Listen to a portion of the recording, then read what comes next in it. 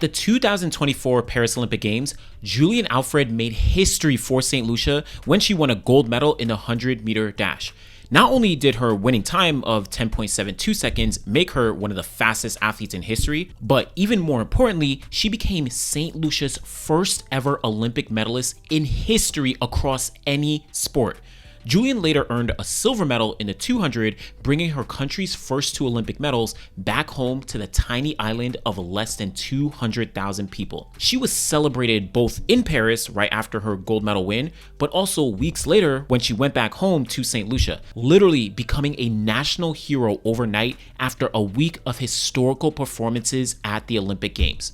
But Julien was far from being an overnight success, as she worked for years to become the athlete that she is today. While attending the University of Texas at Austin, she began making an impact in 2020 after winning the Big 12 indoor 60 and 200-meter titles.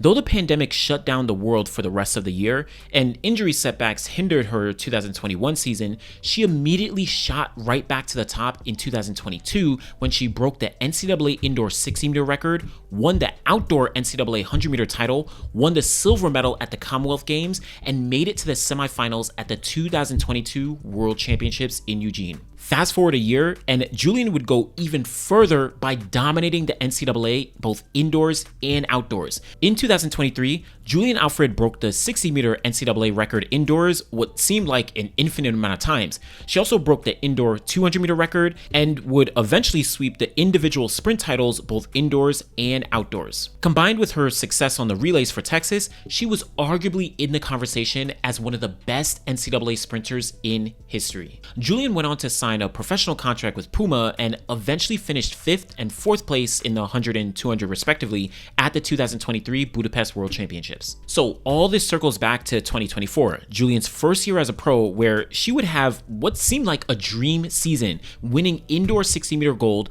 Olympic 100-meter gold, and Olympic 200-meter silver, along with becoming the 8th fastest woman of all time in the 100 meters. Now, in 2025, Julien is already on pace to achieve more at the World Championships in Tokyo later this year. She's already run some of the fastest times in the world in both the 100 and the 200. But remember I said that she was St. Lucia's first ever Olympic medalist? Well, her current success was a product of decades of history in athletics, both in St. Lucia and really in the Caribbean as a whole. So to better understand Julien, we need to take a look backwards and understand her country's history, including their representation at the Olympic Games, some of the first athletes to compete for the country on the global stage, and break down the path that was carved out and that foundation that was laid for Julien to become the national hero for St. Lucia that we know her as today. It means a lot. It's such a tiny island. Not much persons know about us.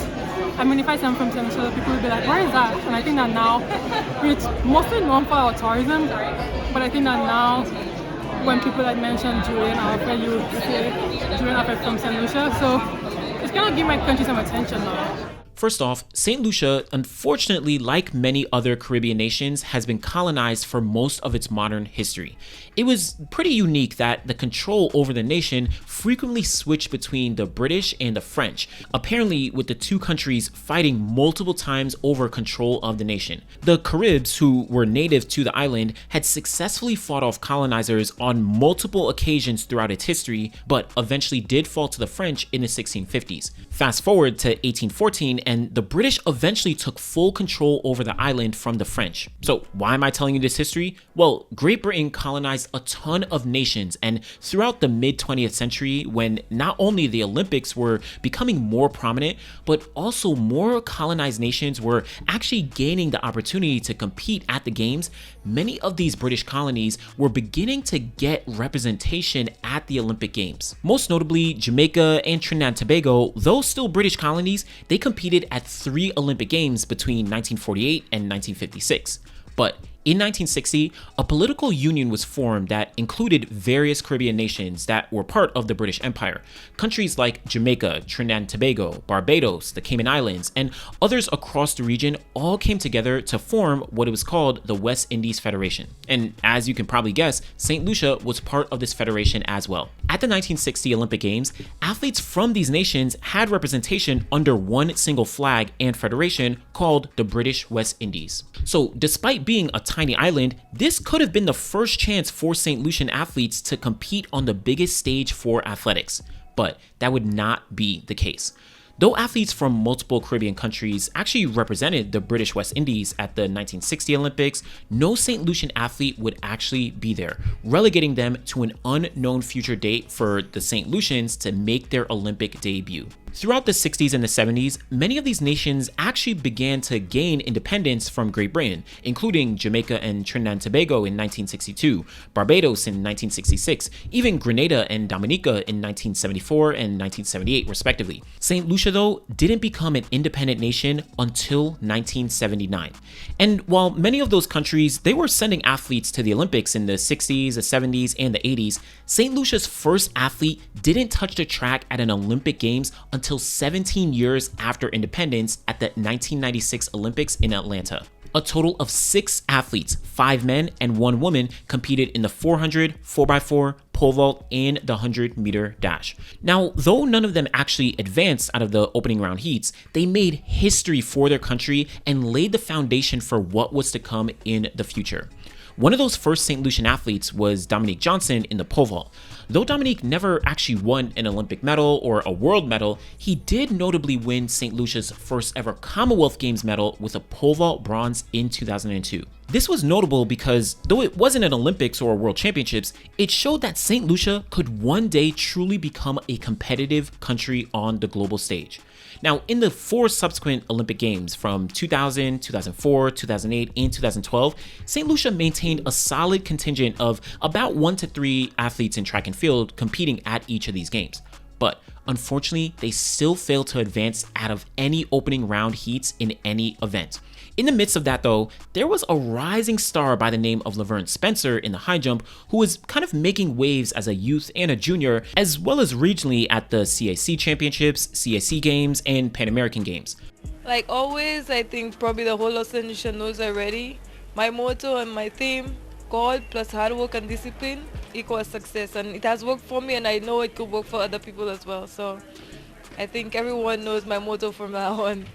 One of Lavern's most notable accomplishments during this time was in 2007 when she made the World Championship final in the women's high jump, finishing 15th. Now, you may think that 15th is nothing to celebrate, but this was notable as it would be the start of a string of appearances in global finals, including outdoors in 2013 and 2015, as well as indoors in 2014, 16, and 2018. In the midst of those global appearances, Lavern won a bronze medal at the 2010 Commonwealth Games, matching what Dominic Johnson had done 8 years earlier in 2002 for St. Lucia. She would follow that up in 2014 with another Commonwealth bronze, and then go 2 steps further in 2018, winning Commonwealth gold in the high jump, the first ever for her country. At the 2008 and 2012 Olympics, though she failed to make the high jump final, Lavern would once again break barriers when, in 2016, she became the first athlete from St. Lucia to ever make an Olympic final in any event. Not only did she finish 6th place, but she was just a few misses away from actually ending up on the podium in the high jump. I just want to thank all the St. Lucians who have supported me throughout the year. The encouragement, I will gladly represent St. Lucia proudly. So thank you very much. And again, I know on the surface, a 6th place finish at the Olympics, it may not seem significant, but think of all the athletes from St. Lucia who had competed at the games since 1996 and failed to make it past the first round. Think of what Dominic and Lavern did through their careers by bringing up a small nation into the conversation alongside some of the largest countries in the world. When you have athletes consistently competing to the best of their ability, they literally serve as an inspiration for the next generation of athletes to follow in their footsteps, showing them basically what is possible. Without Dominique competing at that first Olympics in 1996 or winning Commonwealth bronze in 2002, you may not get Lavern making St. Lucia's first Olympic final in 2016 and later winning Commonwealth gold in 2018. And of course, without Lavern's accomplishments, you may not get Julien Alfred today. I mean, Lavern Spencer, who was a high jumper for St. Lucia, she was my role model, especially being St. Lucian herself. And growing up in school, primary school, we heard about her a lot. So I'm hoping that, I can be an inspiration for the youth in St. Lucia. When Lavern was ending off her career in 2021 at her 4th Olympic Games in Tokyo, Japan, Julien was stepping onto the scene as one of the greatest sprinters in the world. As I noted at the top, Julien had an extremely successful career in the NCAA while at the University of Texas, winning 5 NCAA titles, breaking a plethora of NCAA records both indoors and outdoors, and competing at both the 2022 and 2023 World Championships. Remember when Lavern Spencer finished 15th in the high jump final at the 2007 World Championships? That was just the first step. Then Julien took it up another level, finishing 5th and 4th in the 100 and 200 respectively at the 2023 World Championships. Fast forward to 2024, and she was now a true threat to medal at just St. Lucia's 8th appearance at the Olympic Games. But prior to that, Julien would first make history winning her country's first ever world title with a gold medal in the 60-meter dash at the 2024 World Indoor Championships. I don't know how they're behaving right now, I would say, but I'm sure they're happy, their first medal, and I've been dreaming for such a long time to come out here and give my country like their first ever medal, and I just feel so happy, so overwhelmed and ecstatic right now. Entering the outdoor season with a 100-meter personal best of 10.81 and 200-meter best of 21.91, these would become old news in just a matter of months. First in the 100, Julien threw down a time of 10.78 seconds in June at the Racers Grand Prix in Jamaica. Then in July at the London Diamond League, she would drop a 200-meter time of 21.86 seconds, again breaking her personal best in the event. Both of these performances put her not only in the conversation for a medal, but specifically in the 100, she was a very serious threat to win gold.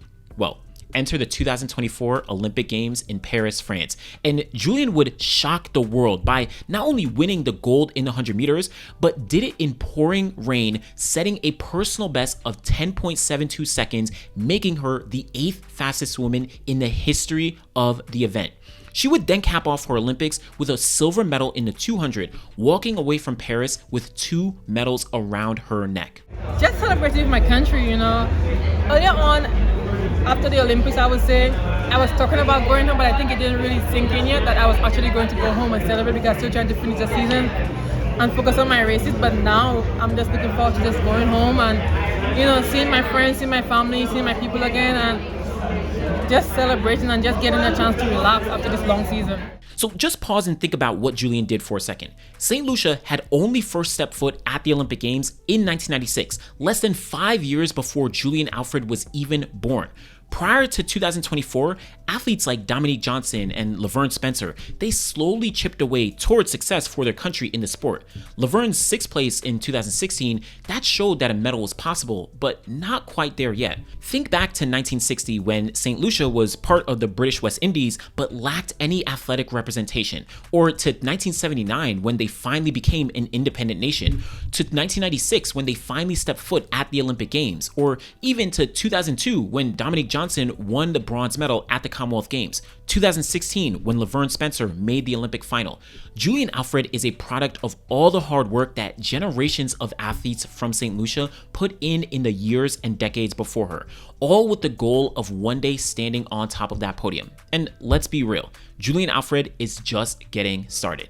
Be sure to like the video, subscribe to the channel. Always appreciate y'all. Thanks for watching.